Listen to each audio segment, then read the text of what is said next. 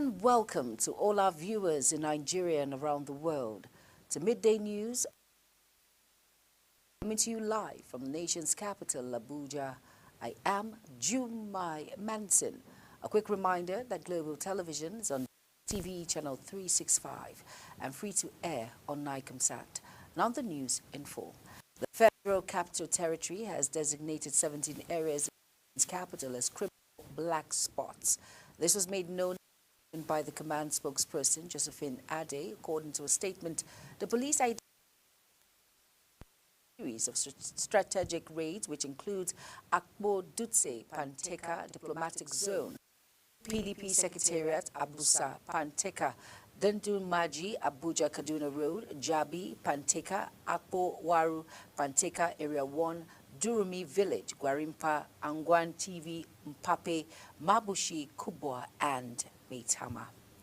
The Ibrahim Shakarawu-led League of Northern Democrats, LND, has strongly criticized recent airstrikes carried out by the Nigerian Air Force NAF in Zamfara State. Calling for restitution, the Northern Democrats, in a statement signed by its spokesperson, Dr. Ladan Salihu, accused the military of operating under the guise of targeting insurgents while failing to prioritize civilian protection. The group described the incident as tragic and unacceptable, calling for accountability and compensation for the families affected. President Bola Tinubu has said that Africa has what it takes to develop itself and should look inward to improve intra-Africa trade in the interests of the people and the continent. The president said this on his official X account, adding that he had successfully conversations with the Rwandan President Paul Kagame on the eve of Abu Dhabi Sustainability Week. Recall that the president departed Abuja on January 11 to participate in the 2025 edition of Abu Dhabi Sustainability Week on the invitation of the president, United Arab Emirates Sheikh Mohammed Al Yahyoum. In the meantime, lawyers under the auspices of Deji Adeyonju and partners have urged Inspector General of Police IGP Kayode Egbetokun to halt the proposed enforcement of the third-party insurance for vehicle owners within 48 hours.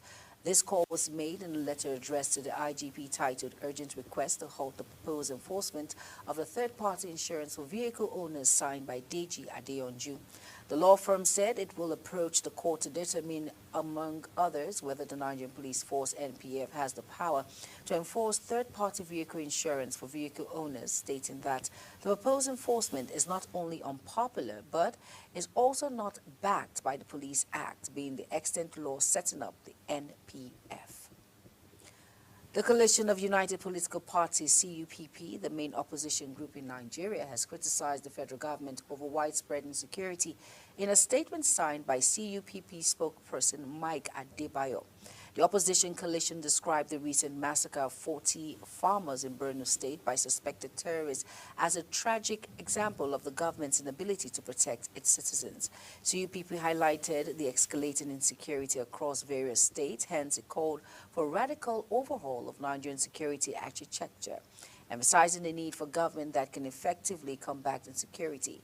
The coalition urged Nigerians to reject the APC in the 2027 elections, warning of dire consequences if the current administration remains in power beyond that year. Over now to the Chief of Defense Staff General Christopher Musa has said that the military expects a bountiful harvest in the upcoming budget defense before the National Assembly for 2025 to defeat insecurity. He stated this at the regimental dinner night in honor of the Armed Forces Day celebration 2025. General Musa, while thanking the President and members of the National Assembly for their support, said the military look forward to a bountiful harvest. Elsewhere in the news, one Marine police officer have been declared missing, while two others sustained varying degrees of injury following attack on the operatives by armed hoodlums suspected to be sea pirates on Akwa Ibom coastal waters. The Akwa Ibom State Police Command confirmed the daring attack on its Marine Police Patrol Team, MPPT, by suspected armed sea pirates along the Oron Calabar waterways. The patrol team, with fewer personnel, was ambushed by 24 armed sea pirates, but the State Commissioner of Police, CP Baba Mohammed Azare, swung into action by mobilizing technical operatives to work with sister agencies so as to comb everywhere for the fleeing suspects with a view to apprehending and recovering the missing officer. A leading Emirate kingmaker in Kano State, Aminu Baba Dangandi, has reacted to an order of appeal of the court Abuja Division nullifying an earlier order by Federal High Court Abuja. Daningundi expressed vehement disagreements with the appellant court over what some now call a controversial judgment. The Court of Appeal Abuja Division last week ordered a fresh hearing in the Kano Emirate legal dispute between Adebayo and Mohammed Sanusi. Oyo State Governor Seyi Makinde, during a brief ceremony that took place in his office in Ibadan, presented the staff of office and certificates of appointment to the Alaafin designate Abimbola Owode, declaring that the coronation will take place in 4 weeks' time. Makinde, who condemned alleged attempts by some individuals to corrupt the Alaafin selection process by taking bribe, vowed that such persons would be persecuted by the state. According to Makinde, the choice of Owode as a new Alaafin was devoid of politics or government interference. The Lagos State Governor Babajide Sanwo-Olu has distanced himself from the impeachment of the Speaker of the State House of Assembly, Mudashiru Obasa. Sanwo-Olu's Special Advisor on Media and Publicity, Gboyega Akinsile, described Obasa's impeachment as strict legislative affair, devoid of politics or the state government's influence or interference. Akinsile stated separation of powers in the Constitution, the executive, legislative, and the judiciary. Meanwhile, the Lagos State House of Assembly has sworn in its first female speaker, Mojisola Marinda. Marinda took her oath of office following the impeachment of the former speaker, Mudashiru Obasa, during plenary. The clerk of the House, Olalekan Onafeko, was also suspended indefinitely, while Chief Whip Mojid Fatai was elected as a new deputy speaker. A chieftain of the All Progressive Congress, APC, in Kano State, Mukhtar Ishaq, has trained over 1,400 youths on information technology. The exercise was organized in line with the party's national chairman, Dr. Abdullahi Ganduje's commitment to youth empowerment across Kano State. Global TV Northwest correspondent Idris Jibrin reports. Drawn from the 44 local government areas of Kano State, these youth were trained on various aspects of information technology under the Mukhtaria Foundation of the All Progressive Congress. For the first 5 years, we have been doing it, and every year we are increasing the number of intake in the school. So we'd like to continue with that. According to these APC chieftains in Kano, the training program aligns with the commitments of the APC national chairman to youth empowerment across the country.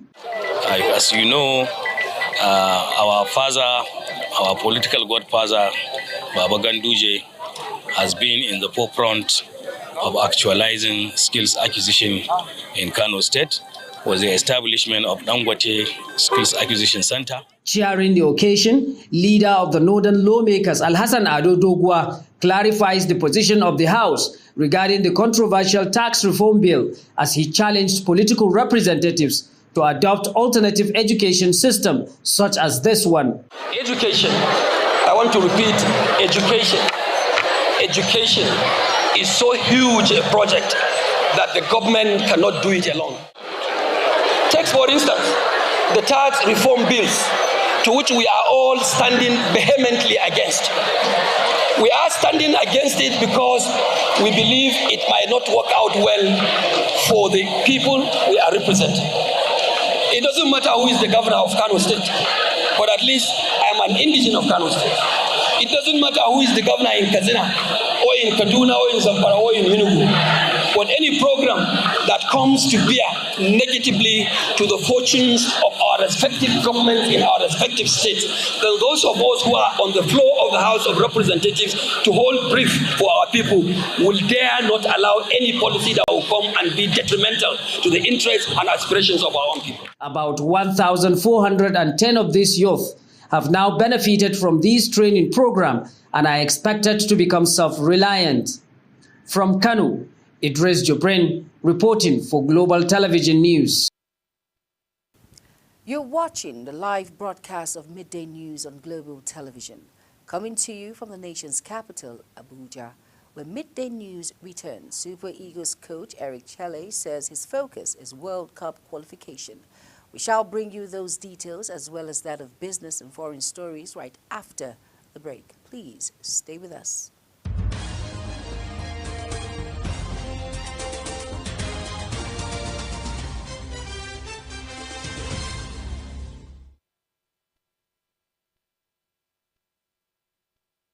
You're welcome back, and if you're just tuning in, this is Midday News on Global Television. Thank you for staying with us. On our business desk, the Nigerian Electricity Regulatory Commission, NEC, has completed the transfer of regulatory oversight to 4 states, including Enugu, Ekiti, Ondo, and Imo, which are now fully responsible for the regulation of the electricity markets. NEC made this known on its X handle, noted that it has begun the transfer of regulatory oversight to 10 states as of 10th January 2025. According to the Commission, once the transfer are complete, the states will be responsible for regulating the electricity markets. Information communication technology firms, including telecommunication companies in Nigeria, owed Deposit Money Bank 1.69 trillion naira as of September 2024 amid telcos' call for a hike in tariffs payable by subscribers for data and voice calls. Figures obtained from the Central Bank of Nigeria Quarterly Statistical Bulletin indicate that the indebtedness of the telcos and other ICT firms represents a year-on-year decrease of 68.04 billion naira or 3.9% compared to the 1.77 trillion naira owned in September 2023. The decline reflects the impact of the CBN's repeated interest rate hikes, which has tightened monetary conditions and discouraged borrowing within the sector. The Nigerian Education Loan Fund, NELFund, has announced the approval of 20.75 billion naira for disbursement to 1,922.906 students in public tertiary institutions nationwide. An update by NELFund on X said the fresh disbursement was as of January 1st, 2025. The latest disbursements will see Bayero University, Kano, benefiting the most, with 11,683 students approved to receive a total of 1.3 billion naira, followed by the University of Maiduguri, where 12,198 students will share 1.27 billion naira. Then the University of Jos has 6,988 students set to receive 941 million naira, while 8,978 students at Federal University Ditsin Ma would benefit from 909 million naira. Global stock market has declined as the US dollar surged to its highest level in over 2 years. This follows a stronger than expected U.S. jobs data that dampened hopes of further interest rate cuts by the Federal Reserve. The dollar index rose 0.23% to 109.91 Perkin at 110.17, signaling investor confidence in the greenback. On the foreign scene, Bloomberg News reports have indicated that Chinese officials are exploring the potential sale of U.S. TikTok operators to billionaires Elon Musk as a video-sharing platform faces an American law requiring imminent Chinese divestment. The report, citing anonymous people familiar with the matter, outlined one scenario being discussed in Beijing where Musk's social media company X will purchase TikTok from Chinese owner ByteDance and combine it into the platform formerly known as Twitter. The report estimated the value of TikTok's U.S. operations at between $40 and $50 billion. Although Musk is currently ranked as the world's wealthiest person, Bloomberg said it was not clear how Musk could execute a transaction or if he would need to sell other assets. Over now to Donald Trump's cabinet nominees go under the microscope in a frizzed week on Capitol Hill as U.S. senators hold confirmation hearing that could make or break their political careers. 13 nominees will be grilled before 11 committees, and while many will sail through, others face controversies ranging from alleged sexual assault and heavy drinking to their relationships with dictators and vaccine skepticism. The Trump picks have been in stringent preparations, taking part in mixed hearing and coaching on how to negotiate tough questions while still maintaining unswavering loyalty to the president-elect. South Korea's Constitutional Court has opened the impeachment trial of President Yoon Suk-yeol over his failed marital law bid by quickly adjourning the first hearing after the suspected leader didn't show up. Yoon was impeached after his December 3rd power grip plunged South Korea into its worst political crisis in decades and was suspended from duty but has gone to ground in his residence since, refusing sermons from investigators, probing him on insurrection charges, and using his presidential security team to resist arrest.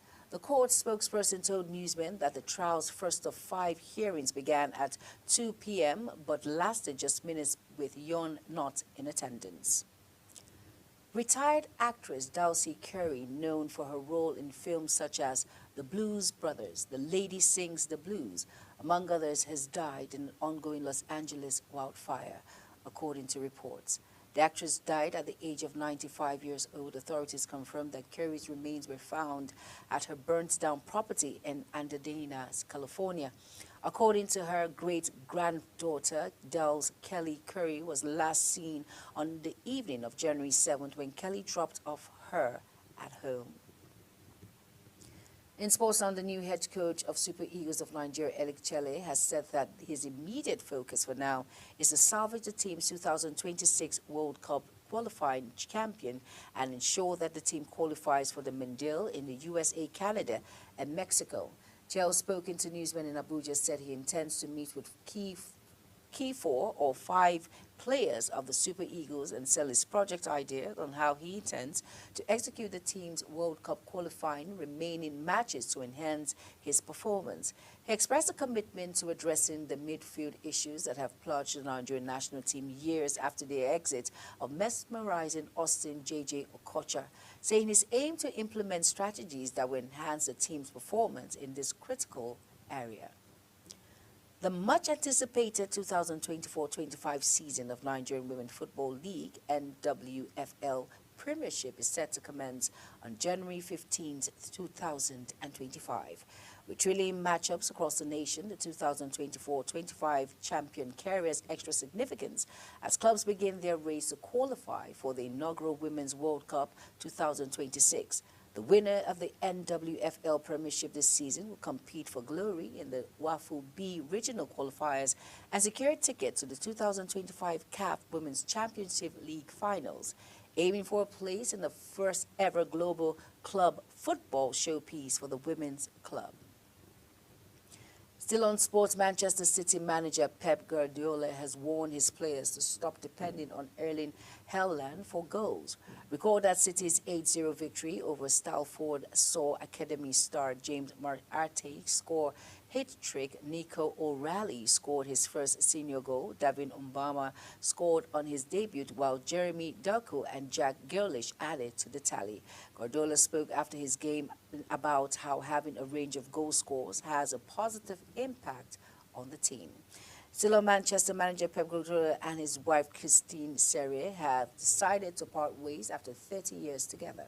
Now, the separation, as was reported by a Spanish newspaper, was described as amicable, cordial, and stable. The divorced couple, who share their 3 children, disclosed that the decision to divorce was reportedly made in December, with close friends and family being informed and asked to maintain privacy regarding the situation. That's it on Global Television Midday News. A quick reminder that Global TV is on DSTV Channel 365, on Star Times Channel 276, and free to air on ICOMSAT. Kindly follow us across all social media platforms now showing on your screen by using @Global TV NG.